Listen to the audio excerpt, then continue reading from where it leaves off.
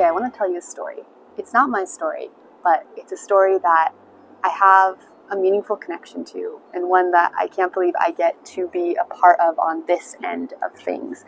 It begins in 1993, before I was ever born. There was a woman named Catherine, Kath for short, from Freetown, Sierra Leone, where we are now. And she was 18 years old and in labor. She was at one of the main hospitals here in Freetown, and her labor had complications. She required a C-section, and she didn't have the money at the time to pay for that C-section. And so for 4 days, she was in terrible pain, in labor. And on the 4th day of her labor, a nurse who was volunteering at the time with the Anastasis, the ship that I grew up on, came with some other medical volunteers to tour the hospital, and she happened to hear Catherine crying, and she walked in and she saw Catherine and she realized the situation, and she offered her empathy and her prayers, and was then able to connect Catherine with a man named Dr. Keith Thompson, who is my connection to this story, a very, very special and incredible man. He was an anesthetist and was connected with Mercy Ships up until his death this year. He is one of the people who supported me through college. And Dr. Keith is someone who used to always talk about finding your starfish. And he took that inspiration from the story of a little boy who was walking along the beach and taking starfish that had washed ashore and were all dried up, and he was throwing them one by one back into the ocean. And this crusty old fisherman came up to him and said, "Little boy, like, what's the point? What's the point of throwing all these starfish in? You can never save them all. It won't make a difference." And the little boy picks up a starfish and he flings it into the sea and turns to the man and says, "Well, it made a difference for that one." And so Dr. Keith, the starfish finder, was brought into the room, Aly, thanks to Aly's connection with Catherine. And he, right there on the spot, paid for Catherine's C-section. I think it was $80. So he said, "Let's do this, let's get it done." And Catherine gave birth to Regina. Dr. Keith stayed in connection with Catherine and with Regina and Catherine's husband, and ended up helping them move to Australia during the Civil War. Catherine, actually, when Dr. Keith became very sick here near the end of his life, Catherine left Australia and came to the UK to help Dr. Keith as his personal nurse, and was there with him all the way to the end. And now she has come to the Global Mercy for the first time to this ship. So she came all this way to work, and then came at the same time that Aly, the nurse who originally heard her cries, was coming as well to work in the dining room. And so Catherine and Aly's husband all came together.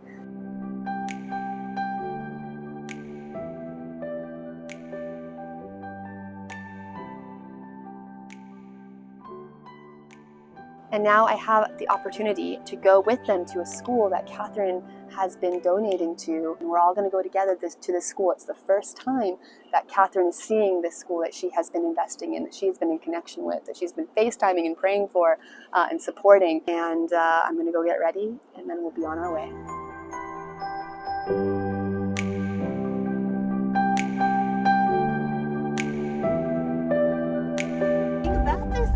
I can see the Australian flag.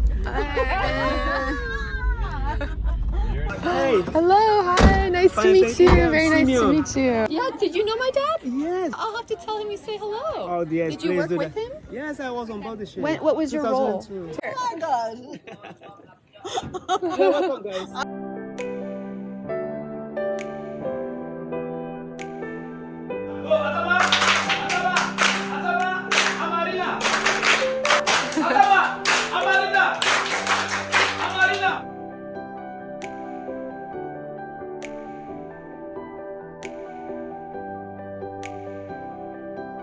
My name is Catherine Conte.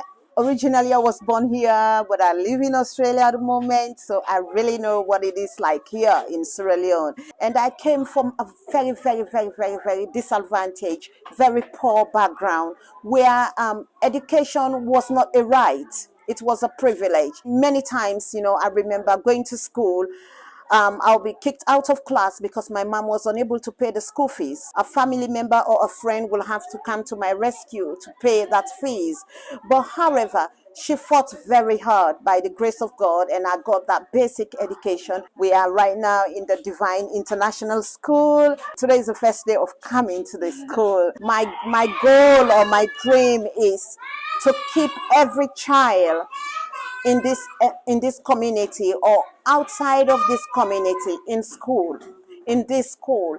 And my goal is never Divine International to kick a child out of the classroom because they are unable to pay their fees.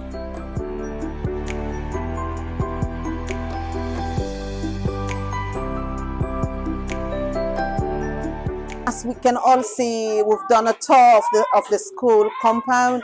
There is a lot to do. It's a very old structure, very poor lighting, very poor ventilation.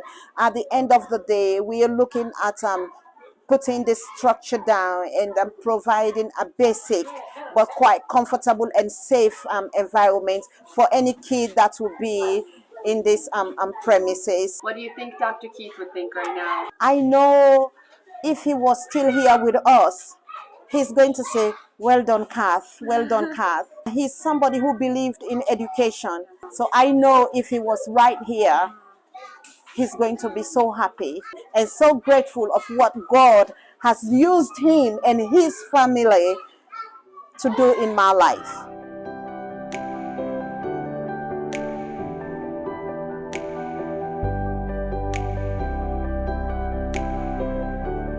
All right, so we're out behind the school. It's really special to see how all these years later, investing in one person, Dr. Keith investing in Catherine, has led her to invest in so many more people, and that ripple effect of compassion and empathy. We're going to head out, but I'm really glad I got to see it. I'd love to just pray for you and bless you, okay? May this be a place of great joy, Lord.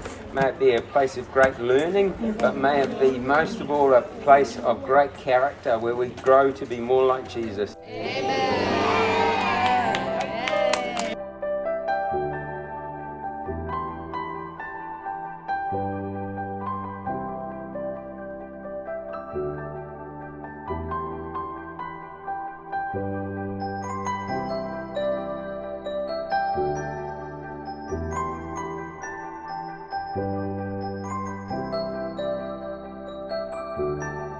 So I think it's just a really special thing to be here at the same time as all of these special people coming together. And I think it's really important to cherish these stories and to honor these stories, especially in the face of all of these struggles, all of the no's that we have to say, and the wait lists that keep getting longer. These stories expand our view of how God works, and maybe also provides hope that there are answers and good that is happening in the world in ways that we weren't aware of, and in ways that we don't see in the immediate present.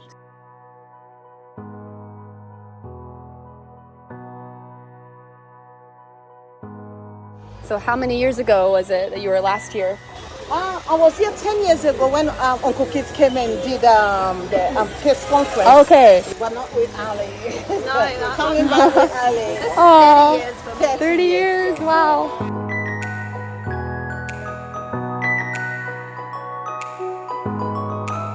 The reason why we are here during that moment, the money was not there.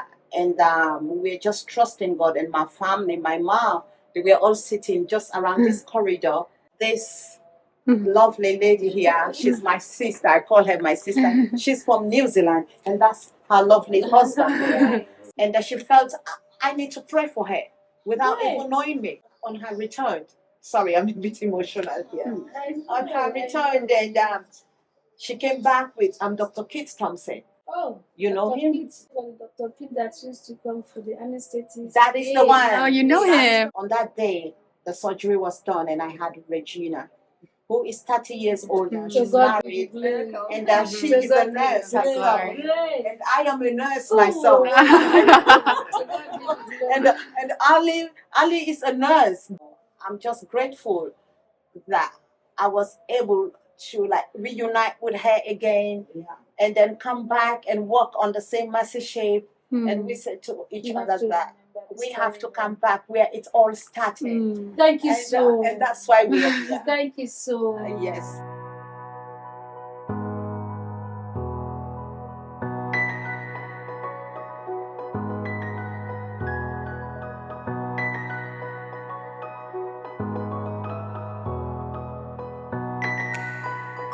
Uncle is known everywhere by everybody. Just call the name, they know him.